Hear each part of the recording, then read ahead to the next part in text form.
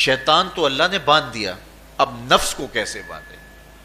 تو آئیے نفس کی بندش کیسے ہوگی یہ کسی ایکسپرٹ سے پوچھیں گے کہ یہ کیسے اس کو باندھیں گے، اس کو کیسے قابو میں کریں گے۔ تو کسی ایسے شخص سے پوچھیں جو اس شعبے کا ماہر ہو۔ تو علامہ اقبال کے مرشد ملا جلال الدین رومی علیہ رحمہ کہتے ہیں آؤ تمہیں میں ایک معالج کا پتہ دیتا ہوں جو تمہیں اس بیماری کا علاج بتائے گا اور اس کی بندش کے طریقے بتائے گا۔ شیخ رومی علیہ رحمہ فرماتے ہیں ہفت شہر عشق را اتار گشت ما ہنوز اندر خم یک کوچام۔ عشق کے ساتوں شہر شیخ فرید الدین اتار گھوم چکے ہیں، اور میرے جیسا شخص عشق کے پہلے شہر کی پہلی گلی کے کونے پہ کھڑا ہے۔ اب اندازہ کیے کہ جن کا پتہ حضرت ملا جلال الدین رومی دے رہے ہیں وہ کس بلند مرتبے پہ فائز المرام ہے۔ فرمایا کہ وہ عشق کے ساتوں شہر گھوم چکے ہیں اور میں پہلے شہر کی پہلی گلی کی نکر پہ کھڑا ہوں۔ اب شیخ فرید الدین علیہ رحمہ سے پوچھئے کہ شیطان تو بند گیا، اب نفس کا وبال ہمارے اوپر پڑ رہا ہے اور ہم اس کے باوجود ماہ صیام کے اندر گناہوں میں منہمک ہیں، تو ہمیں بتایا جائے کہ اس نفس کا علاج کیسے کیا جائے، ہمیں آپ کا پتہ بتایا گیا ہے۔ تو شیخ فرید الدین اتار بولے نفس نتواں کشت الا باسے چیز بات گوئم یاد گیرش اے عزیز۔ نفس نہیں مرتا، لیکن اگر تین اسلحے تیرے پاس ہوں تو یہ ٹھہر بھی نہیں سکتا۔ وہ تین اسلحے کون سے ہیں؟ خنجر خاموشی و شمشیر جو، نیزائے تنہائی و ترک ہجو۔ خاموشی کا خنجر، بھوک کی تلوار اور تنہائی کا نیزہ، یہ تین اسلحے ایسے ہیں اگر تو یہ لے کر کے نفس پہ ٹوٹ پڑے تو پھر نفس کا مقابلہ تیرے لیے آسان ہوگا۔ خنجر خاموشی، خاموشی کا خنجر، اللہ کے محبوب علیہ السلام نے فرمایا من صامت نجا، جو خاموش ہو گیا وہ نجات پا گیا، کیونکہ انسان کی زندگی کی زیادہ آفتیں اس کی زبان کی وجہ سے ہیں۔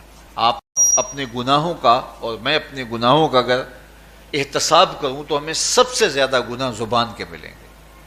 آنکھیں بھی گناہ کرتی ہیں، ہاتھ بھی گناہ کرتے ہیں، پاؤں بھی گناہ کرتے ہیں، لیکن سب سے زیادہ گناہ زبان کرتی ہے۔ جھوٹ بھی بولتی ہے، غیبت بھی کرتی ہے، شکوہ بھی کرتی ہے، گالی سب و شتم اور کیا کچھ زبان کے گناہ ہیں۔ اسی لیے اللہ کے محبوب نے فرمایا جو تمہارے دو جبڑوں کے درمیان ہے یعنی زبان اور دو ٹانگوں کے درمیان ہے تمہاری پارسائی کی جگہ، تم ان دو چیزوں کی مجھے ضمانت دے دو، میں محمد تمہیں جنت کی ضمانت دے دیتا ہوں۔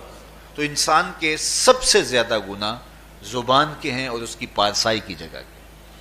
تو اس لیے میرے حضور نے فرمایا من صمت نجا، جو خاموش ہو گیا وہ نجات پا گیا۔ خنجر خاموشی، خاموشی کا خنجر نفس کشی کا ایک مؤثر ذریعہ ہے۔ اور دوسری بات بشمشیر جو، اور بھوک کی تلوار، تو بھوک سے نفس کا مقابلہ کیا جا سکتا ہے، بھوک کی تلوار سے نفس کا سر کاٹا جا سکتا ہے۔ اللہ کے محبوب کا فرمان سنیے یا معاشر الشباب من استطاع منکم الباء فلیتزوج فإنہ اغض للبصر واحسن للفرج فمن لم یستطع فعلیہ بالصوم فإنہ لہ وجاء۔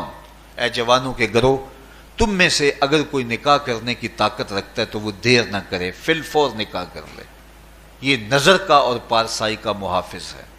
لیکن اگر تم میں سے کوئی نکاح کرنے کی فی الحال پوزیشن میں نہیں ہے تو وہ کثرت کے ساتھ روزے رکھے۔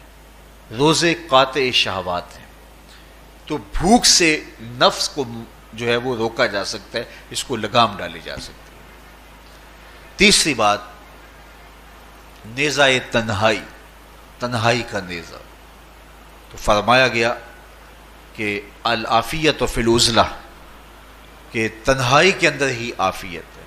جب مجلسوں میں غیبت کی بدبو پھیلتی ہو اور چغلی کا ماحول معاشرے کا جزو لا ینفک بن جائے اور مجالس کے اندر نظروں کی پاکیزگی کا قائم رہنا مشکل ہو جائے اور انسان کی زندگی کے اندر گناہوں کا بہت بڑا سبب مجلسی زندگی ہو، تو پھر اس سے تنہائی بہتر ہے۔ حضرت شاہ نقشبند بخاری فرماتے ہیں کہ فقیر کے لیے سب سے اچھی جگہ اللہ کا گھر مسجد ہے، یا کسی کامل صالح شخص کی صحبت ہے، اور یا پھر تنہائی ہے۔ چوتھی جگہ ہلاکت کے علاوہ اور کچھ نہیں ہے۔ ہمیں اپنے کاروبار میں، اپنے معاملات میں، اپنی ملازمتوں میں جانے کی تلقین کی گئی تو وہاں یہ تلقین کی گئی کہ دیر سے جاؤ جلدی واپس آ جاؤ، اور مسجد میں جاتے ہوئے تلقین کی گئی کہ جلدی جاؤ اور دیر سے واپس آؤ۔ لیکن ہم مسجد کے دروازوں پہ جب دور موجود میں رش دیکھتے ہیں کہ لوگ بہت جلدی نکلنا چاہتے ہیں، حتیٰ کہ کندھوں سے کندھے ٹکرا رہے ہوتے ہیں کہ جلدی سے باہر نکل جائیں، حالانکہ وہ عافیت کی جگہ ہے، 2 منٹ زیادہ بھی ہو جائیں تو کوئی حرج نہیں ہے، اور یہ ساری چیزیں روزے میں میسر ہیں۔ فرمایا تم سے اگر کوئی شخص الجھے، بحث کرے، لڑائی کرنا چاہے تو تم اسے کہو انی صائم، میں نے روزہ رکھا ہوا ہے۔ اسی طرح جو ہے وہ روزے سے آپ کو یکسوئی ملے گی، قرآن مجید کی تلاوت کا ماحول ہوگا اور تم بھوک کاٹو گے، اور یہ تینوں چیزیں تمہارے نفس کو کمزور کرنے والی ہیں۔ شیطان بند گیا، نفس کمزور ہو گیا، اور جب نفس کمزور ہو گیا، کمزور ہوتا ہے، یہ نفس مرتا نہیں ہے۔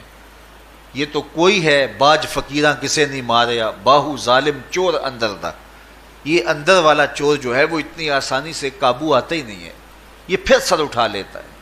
اس کو جتنا کچلو، یہ کچھ عرصے کے بعد تھوڑی سی خوراک ملتی ہے تو پھر سر اٹھا لیتا ہے۔